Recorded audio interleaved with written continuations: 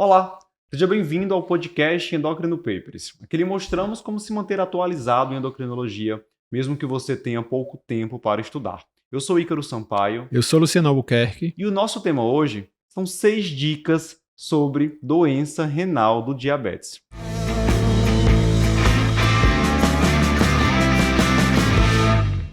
Luciano, doença renal é uma das principais complicações relacionadas ao diabetes mellitus. Você escreveu um texto recentemente no qual você destacou que os pacientes com diabetes e doença renal têm expectativa de vida reduzida em média 16 anos. Isso. Um número bem impressionante, né? Isso aí a gente vê muito, a gente vê isso refletido até em estudo clínico, quando a gente vai falar, já a gente vai falar, os estudos clínicos, por exemplo, de SGLT2, você viu alguns estudos onde eles pegaram um paciente com doença renal, sem doença cardiovascular, a taxa de evento, mesmo evento cardiovascular, foi tão alta como os estudos de paciente que já tinha doença cardiovascular, né? Então, assim, acaba que é como se virasse uma prevenção secundária, né? O paciente com doença renal. Não é à toa que eles são classificados como de alto risco, ou até mesmo muito alto risco, nas diretrizes sobre o tratamento de dislipidemia. Exato. E outra coisa que você destaca no seu texto, e que a gente encontra isso muito bem relatado na literatura, é que ainda é uma condição subdiagnosticada, né? Talvez os endocrinologistas, nefrologistas tenham essa ideia de pedir albuminúria com frequência, mas quando você vai para outras especialidades, isso já não é tão comum. Perfeito. Então a gente decidiu fazer esse podcast para falar sobre o diagnóstico da doença renal do diabetes e também como manejá-la. Vamos começar falando sobre diagnóstico. Vamos lá. Quais são os exames recomendados para se fazer o rastreamento da doença renal do diabetes e quando eu devo fazer esse rastreamento?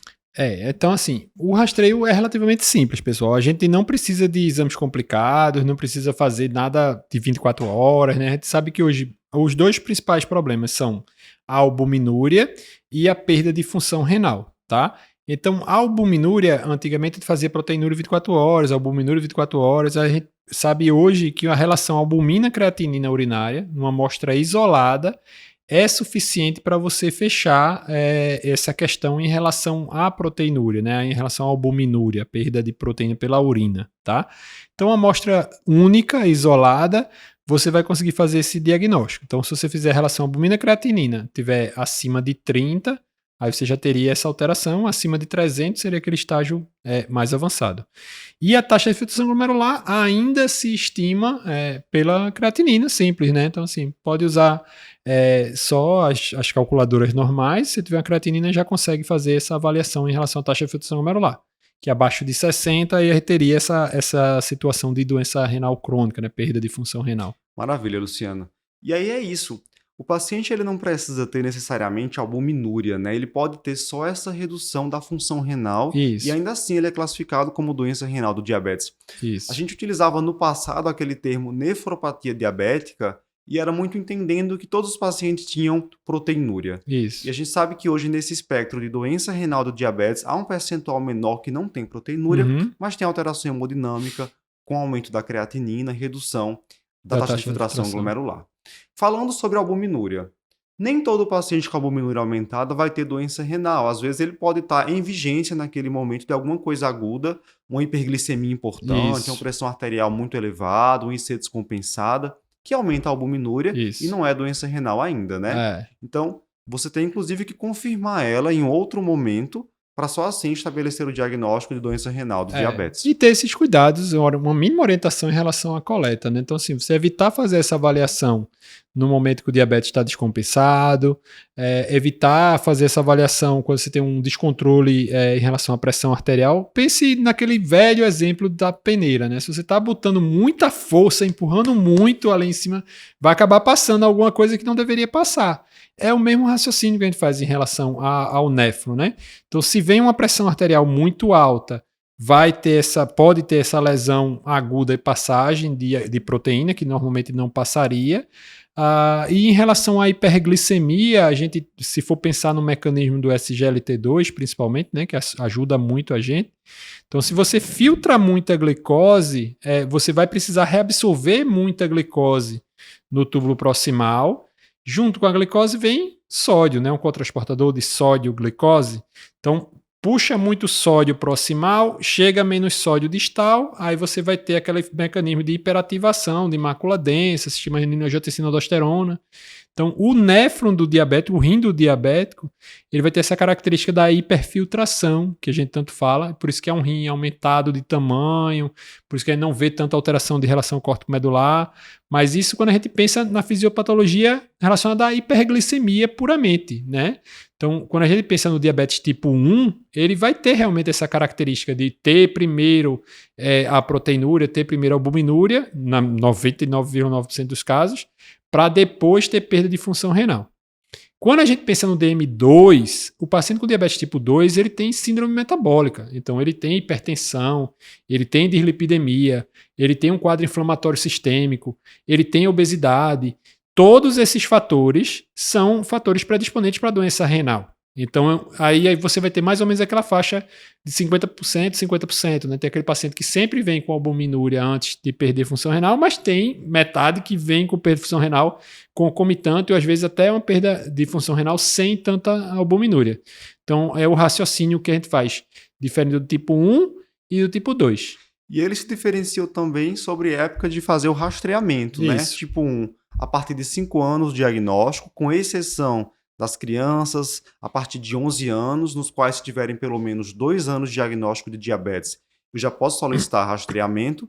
E no caso do diabetes tipo 2, ao diagnóstico, considerando que esse diagnóstico muitas vezes é até tardio, eu já faço o rastreamento da doença renal do diabetes. Pensar no rastreio do DM2, nesse mesmo raciocínio que a gente acabou de falar, se falar que tem síndrome metabólica, que tem obesidade, há quanto tempo ele não já está exposto a essa condição de inflamação crônica, de resistência insulínica? Então ele já talvez tenha outros fatores associados, inclusive como alerta para você de repente flagrar uma alteração de creatinina onde não tem ainda a albuminúria. Então sempre tem que pensar nas duas em paralelo, né? Então assim, principalmente no DM2, a gente tem que checar a função com creatinina, com taxa de filtração glomerular, e checar a albuminúria com relação à albumina creatinina urinária. Né? Tem que fazer as duas coisas. Excelente. Agora, Luciano, saindo um pouco da endocrinologia e passando para a clínica médica, nós também somos clínicos, Estamos aí. Outras doenças renais podem acometer um paciente com diabetes. Isso. E aí a gente tem que estar ligado em alguns sinais de alarme de que aquela proteinúria, aquela redução da função renal não é pelo diabetes e sim por uma outra condição. Vamos pensar aqui quais seriam esses sinais de alarme para o pessoal se ligar e investigar outras doenças. Eu costumo dizer assim, Luciano, que tem um pouco de lógica na fisiopatologia da doença renal do diabetes. Olha, não é comum, por exemplo, que o camarada que tem lá diabetes descompensado há anos, hipertensão, obesidade, dislipidemia, só vá fazer doença renal do diabetes e nenhuma outra complicação. Isso. E tem também a história do tempo, né? Geralmente é assim, quanto mais tempo de doença, maior o risco dele ter doença renal. Então, pensando nisso, quais seriam os sinais de alarme? Sinal de alarme seria meio isso, assim, a gente pensa, sei lá, doença vascular como um todo, né? Então, assim, todas as complicações microvasculares, elas estão interrelacionadas. Então, o paciente ter nefropatia instalada franca, não ter nada de retinopatia, nada de neuropatia. Neuropatia, a gente lembra que é a complicação microvascular mais precoce de todas, né? Então, assim, se não tiver neuropatia, zero. Retinopatia, zero. E tá com nefropatia, manifesta demais, chama atenção para você pensar em outra condição. Muito seletiva, né? Essa complicação. Só pegou o rim, não pegou mais nada. Diabo é isso. Então, assim, uma doença renal que tem uma instalação muito rápida, muito progressiva, né? Isso chama até atenção, até para a gente pensar em como vai manejar a doença renal. Então, abre com uma proteinúria muito alta, então níveis nefróticos, proteinúria acima de 1000 já de cara, com quadro de síndrome nefrótica, né? Edema, hipercolesterolemia, né? Lembrar lá da clínica médica, sim, vamos lá para ver. Então, ou com um sumário muito sujo, sempre pedir um sumário de urina junto para avaliar, né? Presença de cilindro hemático, presença de hematúria ou macroscópica ou microscópica, algum tipo de alteração associado, uma hipertensão muito grave associada.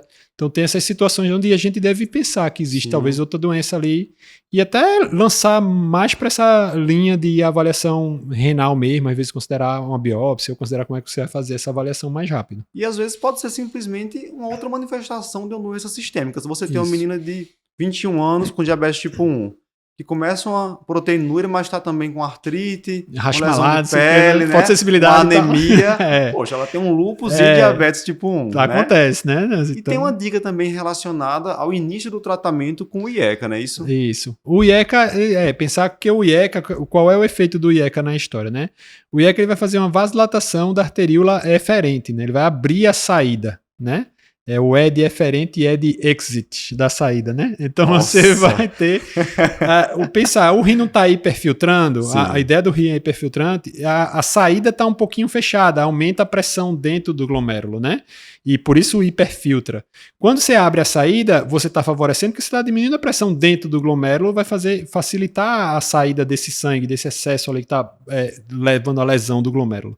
Então, se você abre essa saída e você tem uma queda muito importante da taxa de filtração glomerular, acima de 30%, né? Esse ponto de corte que a gente usa para diferenciar, por exemplo, a lesão renovascular, né? Quando você tem realmente um fechamento da artéria renal, né? Aí você vai ter um fluxo muito baixo, abrir a saída, a pressão já não era muita coisa. Abrir a saída, aí a função cai abruptamente, né? Então, qualquer uma dessas alterações vasculares mais proeminentes, o mesmo cabe para o ISGLT2, talvez não para a estenose de artéria renal, mas para pensar em outra coisa. Outra coisa, né? Para piorar tão rápido a função renal. Porque sempre quando a gente começa IECA-BRA ou ISGLT2, pode ter uma queda na taxa de filtração glomerular, porque era um rim que estava hiperfiltrando e você vai tirar do estado de hiperfiltração. Então, se cair até 30%, embora 30% já seja muito, é uma coisa ali mais ou menos esperada. Se cair mais do que 30%, você pensa numa outra razão. Lembrar que esse 30% é o ponto de corte para a lesão renal aguda, né? Então, se você pensar, teve uma lesão renal aguda por IECA ou BRA, lesão renal aguda por ISGLT2 na hora que você começa, sugere ter alguma outra alteração ali no meio da história. Excelente. Voltando para o paciente que de fato tem doença renal do diabetes, sobre o manejo dele. Nós temos, obviamente, o controle de fatores de risco como sendo um passo importante, controlar glicemia, controlar a pressão arterial, lípides, perder peso, cessar tabagismo. Mas nós temos medidas específicas pensando na doença renal, certo? Então, orientações de dieta e também drogas. Certo. Falando inicialmente sobre dieta, o que as diretrizes recomendam sobre ingestão de proteínas, ingestão de sal no paciente com doença renal do diabetes? Tá, a gente pensando antes de sal e antes de proteína, tem que pensar em controle de peso também, tá, pessoal? Então, controle de peso, calorias, né? E lípides, né? Excesso de gordura saturada, que pode ter alguma alteração vascular relacionada, né? Então, assim, pensar que controlar peso, beleza.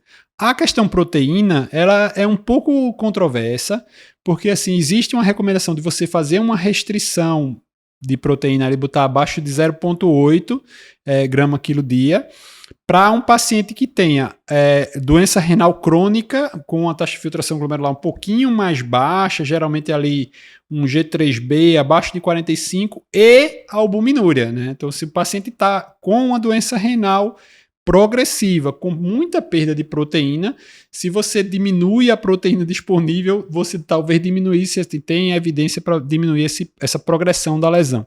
Então você faz uma restriçãozinha. No paciente com doença renal mais avançada, aí é o contrário, né? Porque aí assim, o paciente já vai começar a ter algum grau de sarcopenia, algum grau de perda de massa magra mais importante, e aí você não pode fazer essa restrição tão intensa. Óbvio que aí cabe um manejo. O paciente com doença renal avançada tem que ter um manejo paralelo ali, com nutrição assim, especializada em doença renal. O paciente em diálise, ele está até espoliado, né, Luciano? Vai precisar até de uma ingestão talvez um pouco maior aí de tem proteína. Que dar uma reposiçãozinha para não ficar tão abaixo, Sim. Tá? E sódio, tem que restringir, né, a forma de ingestão de sódio abaixo de 1.500 ou abaixo de 3,75 de sal, que é o cloreto de sódio, né? Ok, então restringir proteína em algumas situações e restringir sódio para esses pacientes. Vamos falar de medicamento, então. Primeiro, o clássico, que veio inicialmente, né? Inibidor da ECA, bloqueador de receptor da angiotensina. Isso. Você até já comentou o papel que eles têm na fisiopatologia da doença renal do diabetes. As diretrizes deixam claro que ele está indicado para todo paciente com albuminúria, mesmo que não tenha hipertensão arterial. Exato, perfeito. E se tiver hipertensão arterial, a droga, né, de primeira escolha para esse paciente com doença renal do diabetes. Isso.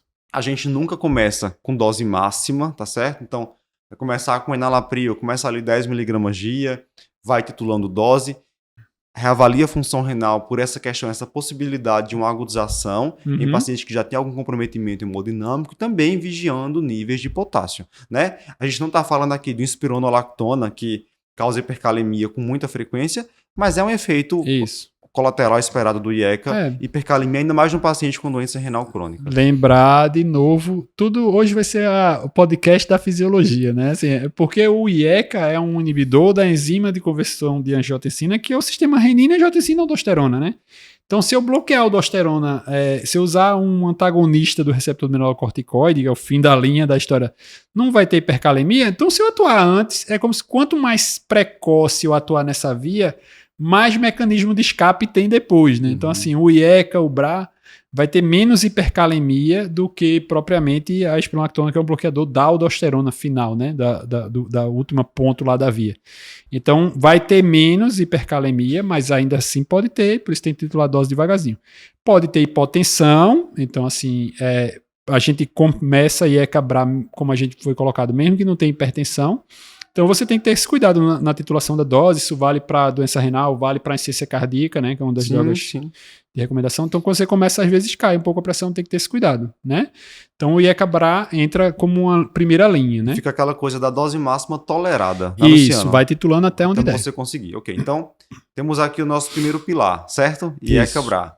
Segundo pilar, inibidor do SGLT2, que agora já não é uma coisa tão nova assim, né? Tem muitas evidências robustas com canagliflozina, empagliflozina, dapagliflozina para o paciente com doença renal, inclusive para o paciente com doença renal que não tem diabetes mellitus. Né? Mecanismo de ação dele na doença renal do diabetes, qual seria? A gente tem a doença renal do diabetes, como a gente já pincelou antes, no túbulo proximal você reabsorve sódio e glicose, né? Então, quanto mais glicose você tem, quanto mais hiperglicemia ao longo do tempo você tem, esse cotransportador ele vicaria, ele aumenta a expressão. Então, você acaba reabsorvendo mais ainda, reabsorve muito sódio junto, e vai ter uma alteração do feedback túbulo-glomerular, porque chega menos sódio na mácula densa, né? Então, você bloqueia essa reabsorção proximal de sódio e glicose, vai fazer com que mais sódio passe e volte a chegar nessa mácula densa, e aí você vai restaurar esse feedback túbulo-glomerular, ter esse efeito hemodinâmico e tal, de um efeito protetor para a questão da função renal. Além disso, a gente ainda tem outros fatores relacionados, outros mecanismos de ação do SGLT2. O cotransportador de sódio e glicose, lá no outro lado da membrana, tem uma sódio-potássio ATPase, vai ter um gasto energético tubular relacionado a isso. Quando você bloqueia, você diminui o gasto energético renal. É como se você fizesse o rim trabalhar menos. Então, se o rim está cansadinho, não tem lá uma função tão bem preservada, você vai poupar energia a nível renal. Outro ponto, aquela história do hematócrito, né, do RIF2-alfa, um fator de indução relacionado à hipóxia, aumentaria a vascularização de vias, de áreas do rim que não estão bem vascularizadas e aumentaria o hematócrito, isso aumentaria a questão de disponibilidade de nutriente para esse rim, que também teria um efeito positivo em relação a isso. Então não é só o mecanismo hemodinâmico, embora esse é o mais bem colocado, mais bem descrito. Perfeito. A indicação formal para ele é o paciente que tem ou taxa de filtração glomerular menor que 60 ou albuminúria maior que 30, isso, desde que tenha função renal acima de 20, né? Isso. Uma vez iniciado, manter até a diálise, longo prazo, né? No momento, até diálise, né? Então, 2 pontos que a gente tem que lembrar: o nível mínimo ali de taxa de filtração, 20. Abaixo disso aí não começa. Lembrar que quando começa, vai cair um pouquinho a função renal, então é importante também ter aquela mesma atenção que a gente tem com o IECA BRA. Lembrar que quanto menor a taxa de filtração glomerular, menor o efeito glicosúrico, menor o efeito de controle glicêmico. Então não vai esperar que o SGLT2 no paciente com doença renal, sei lá, clínica de 35, vai controlar o diabetes do paciente. Não vai. Vai reduzir 1 ponto e meio de glicada, não reduz. E nesse mesmo raciocínio, por não ter um efeito tão importante no controle de glicose, a gente usa as menores doses disponíveis, né? Então, de empaglifosina só usa 10, não usa, assim, não é que vai fazer mal, é que não faz sentido usar 25. E canaglifosina, mesma situação, usaria 100, não usaria 300, mesmo padrão aí. Lembrar que a cana, o estudo com canaglifosina foi o Credence, ele pegou paciente com taxa de filtração um pouquinho mais alta, né? Então, ela não tem tanta evidência para esses pacientes com clearance abaixo de 45. Abaixo de 45, né? Então, a cana acaba perdendo um pouquinho nesse sentido. Sim. E para fechar, assim, que a gente tem de pilar hoje bem estabelecido, o terceiro pilar seria a finerenona. A finerenona, que é um antagonista não esteroidal do receptor mineralocorticoide. Perfeito. E aí, claro, o mineralocorticoide, a aldosterona, ela está envolvida na patogênese de complicação cardiovascular, de complicação renal. Então, quando a gente bloqueia esse receptor, quais são as evidências com a finerenona? No fidélio, redução de desfechos renais, e no fígado, redução de desfechos cardiovasculares, justamente órgãos-alvos nos quais a aldosterona atua. A indicação formal é para o paciente que tem doença renal, diabetes tipo 2, que tem doença renal albuminúrica, com taxa de filtração glomerular maior que 25, desde que potássio normal, né? O ponto de alarme aí da finerenona seria o potássio. Né? É algo que tem que ser acompanhado. Mas que hoje, assim, está bem estabelecida como essa terceira droga para o paciente com doença renal, né, Luciano? E fica também a dica de sempre, mesmo princípio, né? Sempre começa a menor dose e se o potássio se comportar adequadamente, aumenta a dose. Depois que você fizer essa reavaliação ali no final do primeiro mês de tratamento, já dá para reavaliar, né? Então, ficar atento à espironolactona, que é o representante assim, mais comum. A gente sabe que o paciente diabético ele tem uma tendência para fazer acidose tubular renal tipo 4, que é como se fosse um hipoaldo funcional, né? Um hipoaldosteronismo funcional. E aí, quando você usa a espironolactona, tem muita hipercalemia, né?